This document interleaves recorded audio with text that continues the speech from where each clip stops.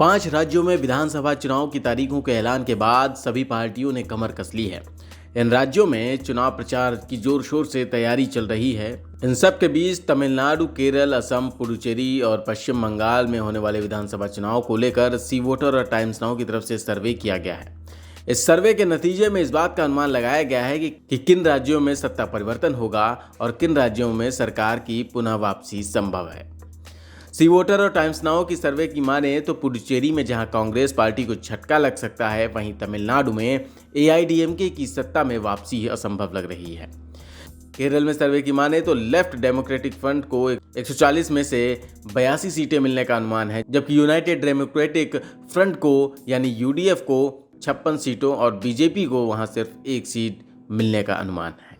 इसी के साथ असम में 126 विधानसभा सीटों के लिए सरकार बनाने के लिए आंकड़ा 64 का है। यहां बीजेपी की सरकार है और पार्टी के गठबंधन को यहां टाइम्स नाउ और सी वोटर के सर्वे में 67 सीटें मिलने का अनुमान लगाया गया है।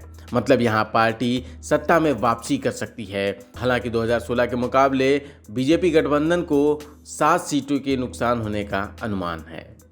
वहीं 30 सीटों वाली पुडुचेरी विधानसभा की बात करें तो टाइम्स नाउ और सी वोटर के सर्वे के मुताबिक यूपीए के हिस्से में 12 और एनडीए के हिस्से में 18 सीटें मिलने का अनुमान लगाया गया है। यहां यूपीए को 2016 के मुकाबले 5 सीटों का नुकसान और एनडीए को 6 सीटों का फायदा होता नजर आ रहा है। केरल में बीजेपी के हाथ कुछ भी लगता नजर नहीं आ रहा है। वहीं तमिलनाडु की बात करें तो बीजेपी के साथ एआईडीएमके के गठबंधन की सत्ता में वापसी की संभावना सर्वे के मुताबिक कम नजर आ रही है। यहां डीएमके, कांग्रेस और लेफ्ट गठबंधन के सत्ता में आने के संकेत टाइम्स नाउ और सी वोटर के सर्वे के मुताबिक मिले हैं।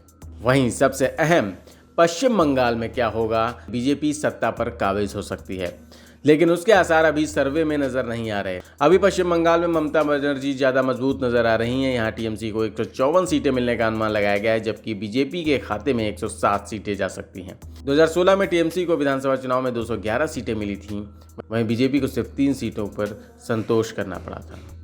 इसका मतलब है कि पश्चिम बंगाल में टीएमसी की सत्ता में वापसी होती दिख रही, लेकिन लगातार बदलते समीकरण और टीएमसी छोड़कर बीजेपी का दामन थाम रहे नेताओं ने पार्टी की मुश्किलें बढ़ा दी हैं।